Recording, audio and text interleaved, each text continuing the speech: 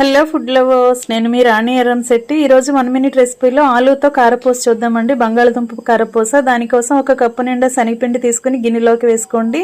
ఉడకపెట్టిన బంగాళదుంపను అలా వేసుకోండి. టేస్ట్కి సరిపడా సాల్టు, కారము, పసుపు, వాము వేసుకోండి.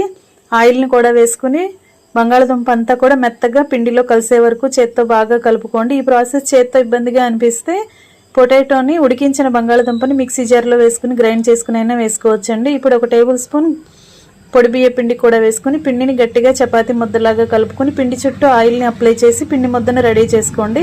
ఇప్పుడు జంతికల గిద్దను తీసుకుని సన్నగా ఉన్న హోల్స్ ఉన్న ప్లేట్ని రెడీ చేసుకోండి. లోపలంతా కూడా ఆయిల్ని అప్లై చేసి రెడీ చేసి పెట్టుకున్న పిండి ముద్దని కొంచెం కొంచెంగా తీసుకుని లోపల పెట్టుకుంటూ టైట్ చేసుకోండి.